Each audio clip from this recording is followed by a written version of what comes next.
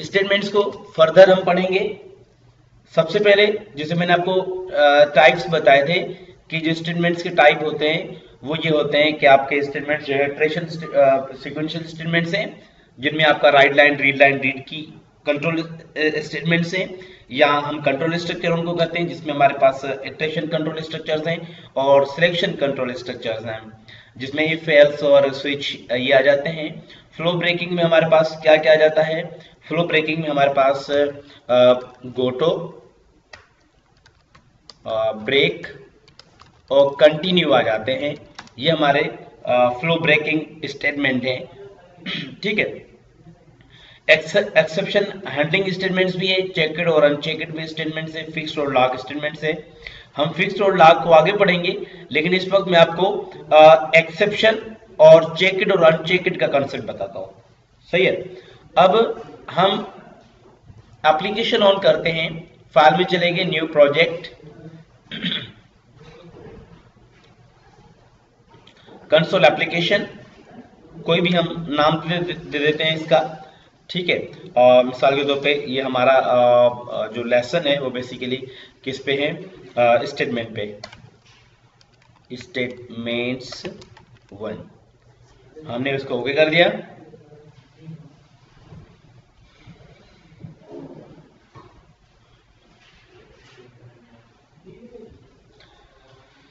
अब एक मैं आपको ये कॉन्सेप्ट बताता हूं पहले कि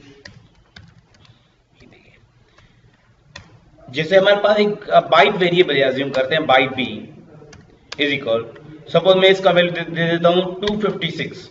ठीक है। तो ये जो है यहां पे एरर देगा, क्योंकि ये वैल्यू इसमें अलोकेट नहीं हो पाएगा। ये वैल्यू ज्यादा है, बड़ा वैल्यू है, तो आप इसमें ये वैल्यू स्टोर नहीं कर सकते। आप 255 इसमें स्टोर कर सकते हैं। अगर आपने जो है सपोज हम इसमें वैल्यू नहीं दे रहे, हम बाद में जाके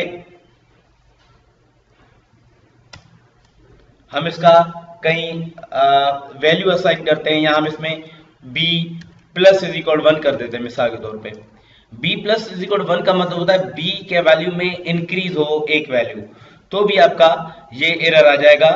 और इसको हम पहले 0 दे देते हैं वैल्यू। ठीक है। अब 0 में एक वैल्यू इंक्रीज हो, या हम अगर 255 कर देते हैं तो उसमें एक वैल्यू इंक्रीज हो, तो यहां पे देखिए एरर नहीं दे रहा, हालांकि वैल्यू इसका बढ़ेगा, इंक्रीज होगा। या प्लस इज इक्वल 1 कर सकते हैं, या 2 b प्लस प्लस भी कर सकते हैं, लेकिन वैल्यू इंक्रीज होगा। जब हम इसका रिजल्ट देखेंगे तो हम रिजल्ट देखते हैं, क्या रिजल्ट आता है इसका।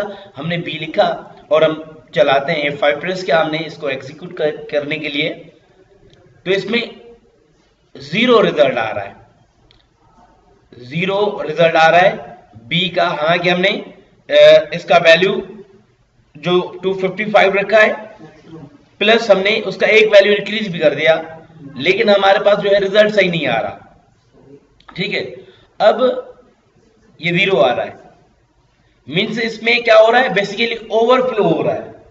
वैल्यू इसमें जो आ रहा है वो इंक्रीज हो रहा है, और यानी वैल्यू ओवरफ्लो हो रहा है।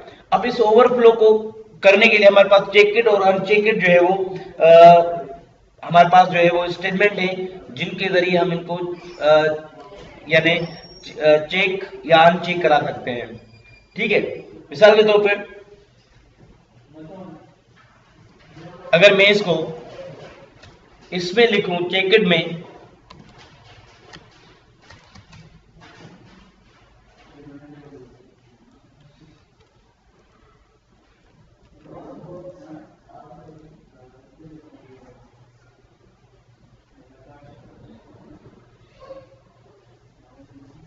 तो यहां पे अब क्या दे रहा है? एरर दे रहा है। पहले एरर नहीं दे रहा था। तो ये पॉइंट है कि अगर आप चाहते हैं कि ओवरफ्लो एरर दे, चेक हो ओवरफ्लो, तो आप चेक स्टेटमेंट लगाते हैं ताकि ओवरफ्लो चेक हो। इस वजह से हम चेक लगाते हैं। अच्छा, हम अगर अनचेकड लगाते हैं, मिसाल के तौर पे यहां पे हमारे पास अनचेकड भी है, अनचेक्ड, मैं इसको पहले ठीक है, अनचेक्ड बाय डिफॉल्ट क्या होता है, अनचेक्ड होता है। ठीक है, अनचेक्ड स्टेटमेंट यानी आपका जो ओवरफ्लो है वो अनचेक होता है। अच्छा, इन स्टेटमेंट्स का मकसद क्या है, हम अगर ओवरफ्लो हो रहा है तो अपनी मर्जी से भी मैसेजेस जो है वो दे सकते हैं यूजर्स को। वो कैसे, हम ये जो एक्सेप्शन हैंडलिंग स्टेटमेंट्स है उनको और इनको यानी चेक्ड और अनचेक्ड को हम साथ में यूज कर सकते हैं। ठीक है, हम इनको नेस्ट भी कर सकते हैं। मिसाल के तौर पे अगर मैं यूं लिखूं, मिसाल के तौर पे मैं अगर यहाँ पे मैंने चेक लिखा और इसका इंटरनल भी मैं चेक लिख लेता हूं, इसमें तो भी लिख सकता हूं चेक इट।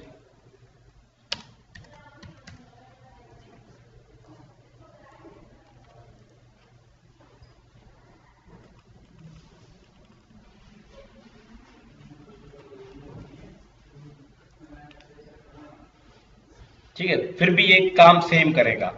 ठीक है, बहरहाल कहने का मकसद अगर आउटर आ गया तो वो तो फजूल है, लेकिन जो है हम इसे सिंपलेस्ट फॉर्म में हम ऐसे इनको लिखते हैं। अच्छा, इसको हम ऐसे भी यूज कर सकते हैं। अच्छा, दूसरा हमने एक प्रॉपर्टी हमने पढ़ी थी मैक्स वैल्यू और हमने साइज के बारे में पढ़ा था, साइज ऑफ। ठीक है, प्रीवियस क्लासेस में, शुरू की क्लासेस में जब हम डेटा टाइप पढ़ रहे थे तो उसमें हमने देखा कि हम ये देखना चाहते थे कि बाइट का मैक्सिमम वैल्यू क्या है, इंट का मैक्सिमम वैल्यू क्या है। तो हमने क्या किया था, हमने मिसाल के तौर पे अगर मैंने बाइट लिखा, बाइट बी, और मैंने लिखा कंसोल डॉट राइट लाइन, और मैं अगर लिख लेता हूं कि इसका बाइट का मैक्सिमम वैल्यू क्या है, तो मैं लिखूंगा बाइट डॉट मैक्स वैल्यू। जो मैक्सिमम वैल्यू होगा वो इसका रिटर्न होगा। 255 is the maximum value. Suppose I want this value, और हमने ऐसे भी लिखा था 255। अगर मैं 255 असाइन नहीं करना चाहता हूं तो मैं इस तरीके से भी असाइन कर सकता हूं, बाइट डॉट मैक्स वैल्यू। ये प्रोग्राम वही है, 255 इसको असाइन हो रहा है, लेकिन हमने तरीका डिफरेंट दिया है। हमने मैक्स वैल्यू के जरिए इसको वैल्यू दिया है कि मैक्सिमम वैल्यू जो है इसका उसमें वो स्टोर हो। तो यहां पे ये भी इसका स्टोर होगा। मिसाल के तौर पे हम इसको प्रिंट कर रहे हैं विदाउट जो है चेकड स्टेटमेंट के, तो हम इसको, क्योंकि अब तो ओवरफ्लो नहीं हो रहा, हम लिख रहे हैं कि value of b is plus b, और हम इसको F5 कर देते हैं, वैल्यू ऑफ बी इज 255। अब मैं अगर इसको इंक्रीज करूं, मिसाल के तौर में चाह रहा हूं कि बी प्लस इज इक्वल 1, यानी बी में एक का इजाफा हो, मतलब 255 से 256 बन जाए। अब हम अगर चेक करते हैं तो ये हमारा नहीं बनेगा क्योंकि ओवरफ्लो है, और हमारा रिजल्ट जो होगा वो 0 आ जाएगा, लेकिन एरर नहीं आएगा। तो चेकड का काम है कि वो एक्सेप्शन दे।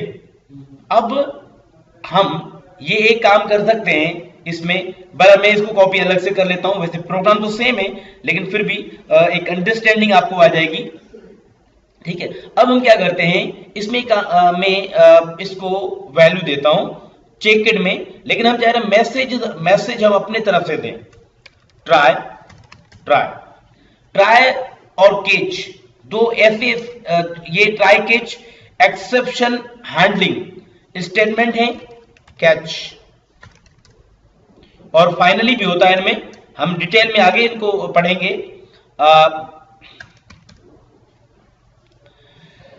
ट्राई और केच ये बेसिकली क्या है, एक्सेप्शन हैंडल करने के लिए दोनों इस्तेमाल होते हैं। ट्राई में हम लाइंस जब लिखते हैं यानी स्टेटमेंट जब लिखते हैं तो वो स्टेटमेंट एग्जीक्यूट होंगे अगर आपका मतलब वो कंडीशन सही हो जाता है। तो यानी अगर आपने सही स्टेटमेंट्स लिखे हैं, करेक्ट है वो, तो आपका ट्राई वाला पार्ट चलता है। In case of correct code, अगर आपने कोई इनवैलिड कोड लिखा है या आपका रॉन्ग रिजल्ट है तो आपका केच वाला पार्ट चलता है। ट्राई वाला पार्ट मतलब तब चलेगा जब there is no problem, there is no exception. ठीक है, एक्सेप्शन मतलब प्रॉब्लम, कोई एबनॉर्मल कंडीशन इन प्रोग्राम। अगर एबनॉर्मल कंडीशन है तो आपका ट्राई वाला पार्ट नहीं चलेगा, यानी कोई प्रॉब्लम है तो ट्राई वाला पार्ट नहीं चलेगा, केच वाला चलेगा। ट्राई वाला पार्ट तब चलेगा जब there is no error, there is no exception, then try वाला पार्ट चलेगा। हम इसमें सेम काम कर लेते हैं, b प्लस इज इक्वल 1 कर देते हैं, b प्लस इज इक्वल 1 कर देते हैं और हम यहां पे लिखते हैं console dot right line semicolon, और हम यहां पे लिख लेते हैं कि the value of b is plus b। और अगर ये ना हो पाए तो अच्छा, केज का एक दूसरा भी फॉर्म होता है। हम एक तो ये फॉर्म है, मिसाल के तौर पे हम सिंपल केज लिखते हैं। मिसाल के तौर पे मैं लिख रहा हूं कि एरर, या मैं लिख लेता हूं ओवरफ्लो एरर, ताकि हमारे यूजर को पता चलेगा। हाँ, एक दूसरे हम अच्छा, इसमें लाजमी हम क्या देंगे,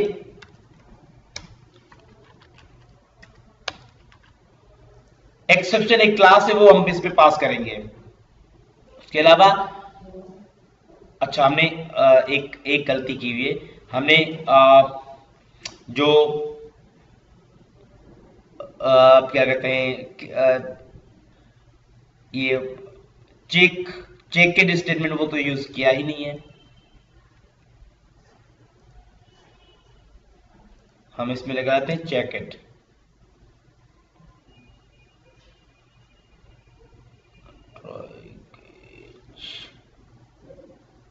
एक मिनट, गलती कुछ और है।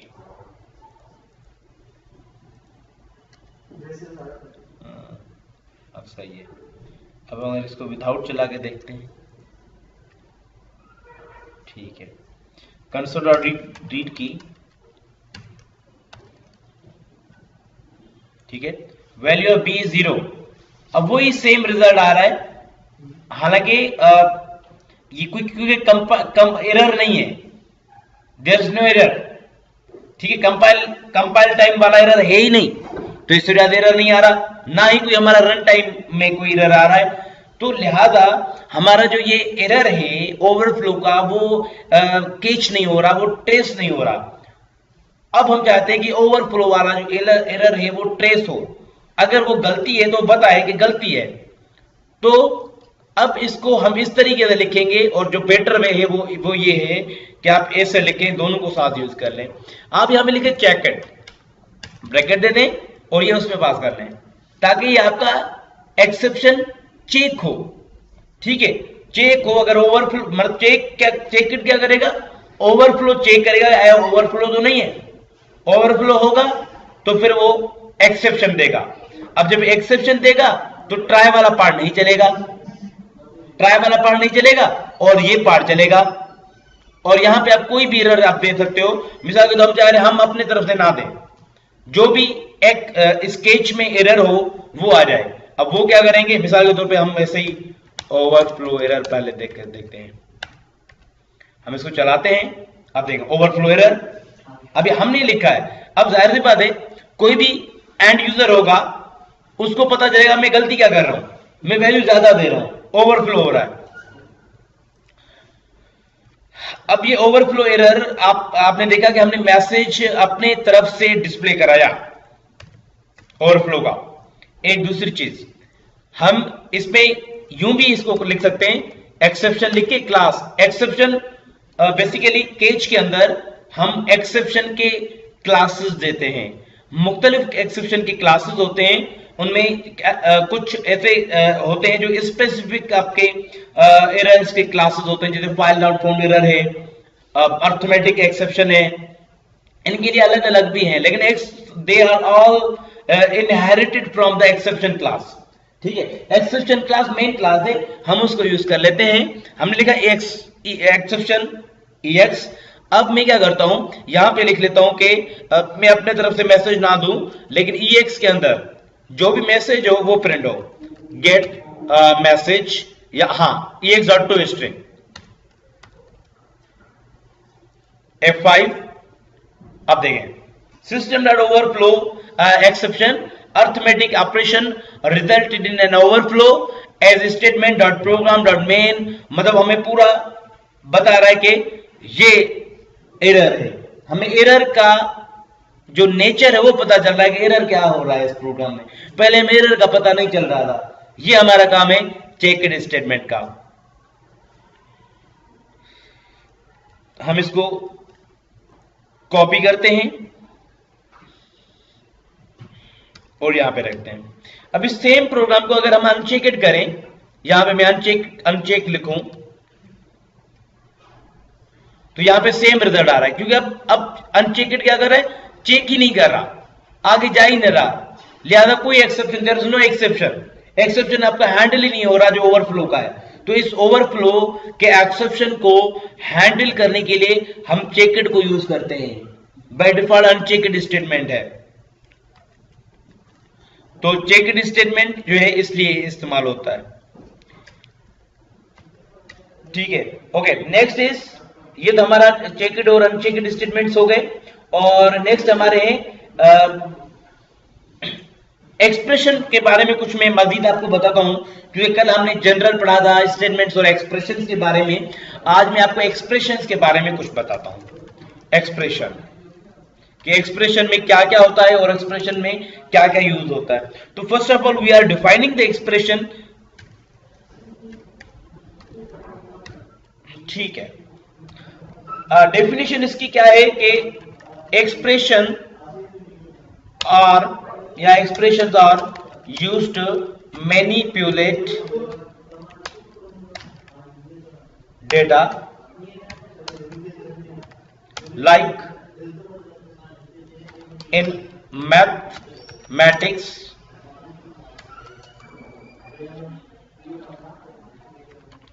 expressions in programming languages including C#। और इसमें हम कैसे कराते हैं, C# are constructed from the operators and operands.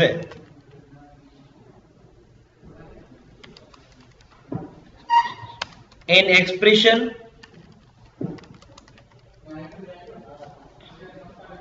statement ends with a semicolon, यानी ये sign.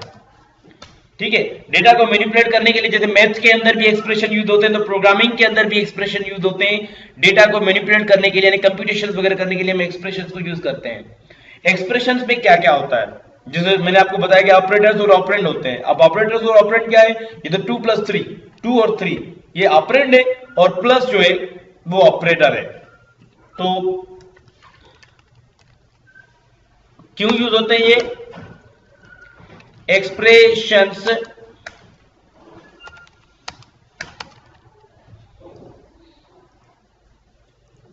Are used to number 1 produce values को प्रोड्यूस करने के लिए, produce a result from an evaluation, और ये क्या करते हैं, form part of another expression or an statement. तो ये वैल्यूज को प्रोड्यूस करते हैं, कोई भी वैल्यू नया प्रोड्यूस करते हैं, जैसे कि मिसाल तो न्यू वैल्यू प्रोड्यूस कर सकते हैं ये, या produce a result from N evolution.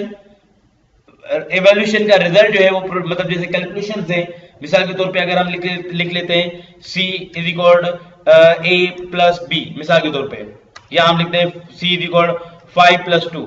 अब 5 + 2 बेसिकली ये इवैल्यूएट होंगे और जो रिजल्ट प्रोड्यूस होगा वो होगा 7। तो रिजल्ट प्रोड्यूस होंगे या प्रोड्यूस वैल्यू वैल्यू प्रोड्यूस करते हैं हमें, जैसे मिसाल तौर पे कोई फंक्शन कॉल एक्सप्रेशन है या कोई भी आपने एक्सप्रेशन लिखा तो उसमें आपका वैल्यू प्रोड्यूस होता है। इसी तरीके से अगर आपने लिखा, मिसाल के तौर पे हम लिख लेते हैं कि सी इज इक्वल या हम लिख लेते हैं ए इज इक्वल 5, ये भी असाइनमेंट एक्सप्रेशन है जिसमें 5 वैल्यू हमने प्रोड्यूस किया है ए को। इस तरीके से form part of an another expression और एन स्टेटमेंट, किसी भी स्टेटमेंट या एक्सप्रेशन, दूसरा जो स्टेटमेंट है या एक्सप्रेशन है उसके अंदर ये पार्ट होते हैं। हमेशा बेसिकली हमने ये पढ़ा था कि स्टेटमेंट्स के ये एक्सप्रेशंस आमतौर पे पार्ट होते हैं, ठीक है, स्टेटमेंट के अंदर होते हैं, और एक्सप्रेशन प्लस एक्सप्रेशन भी हो सकते हैं, ठीक है। तो मिसाल के तौर पे अगर हम करें कि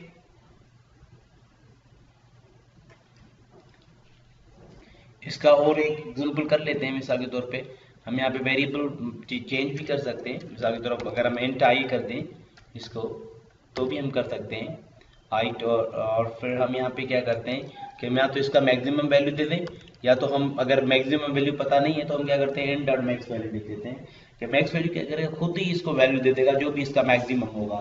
तो ये भी इसका तरीका है।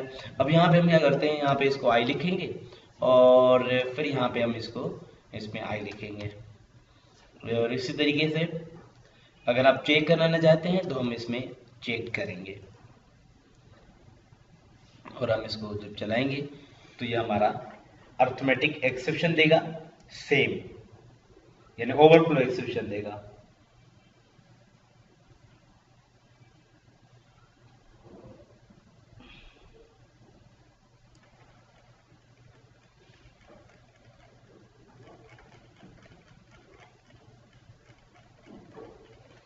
उसके बाद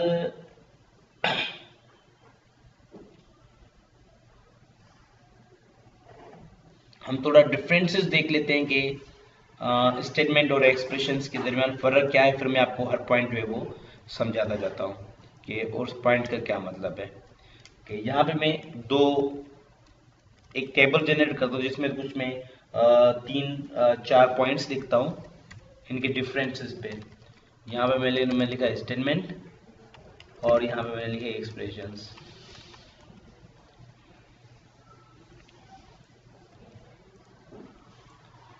ये क्या करते हैं, स्टेटमेंट डू नॉट नेसेसरली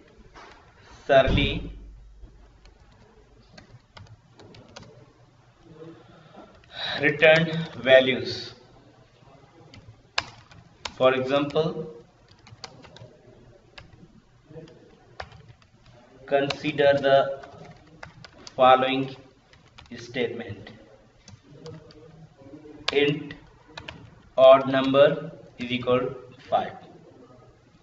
उसके अलावा the statement only store the value 5 in the odd num variable. ठीक है, ये जो स्टेटमेंट है ये जस्ट असाइनमेंट स्टेटमेंट है और उसमें सिर्फ क्या है कि 5 वैल्यू इसमें स्टोर होगा ऑड नम में। ऑड नम एक वेरिएबल है जिसके अंदर हमारा ये वैल्यू स्टोर होगा। इस तरीके से जो ये हैं expression always evaluates to a value, and for example consider the following expression। मिसाल के तौर पे 100 मल्टीप्लाई कोई भी हम लिख लेते हैं।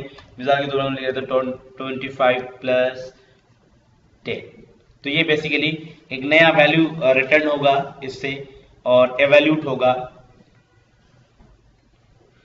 ठीक है, अब अगर आप इसको एवैल्यूट करो, आप सिंपल आप यहाँ पे भी हम लिख सकते हैं। मैं मिसाल के तौर पे इसको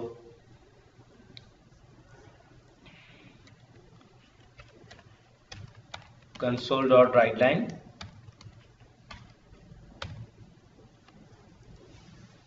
अब ये राइट लाइन स्टेटमेंट है, उसके अंदर 10 100 मल्टीप्लाई 25 प्लस 10 ये एक एक्सप्रेशन है, ठीक है। 3500 इसका रिजल्ट है। तो हम लिख सकते हैं कि दिस एक्सप्रेशन या the expression evaluates to the value, कितना वैल्यू आया था 3500। उसके बाद नेक्स्ट दूसरा पॉइंट हम ये लिखते हैं कि जो statements are executed by compiler and expressions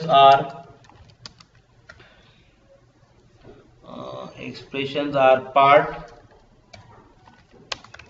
of statements and are evaluated by the compiler। ये इनमें डिफरेंस है।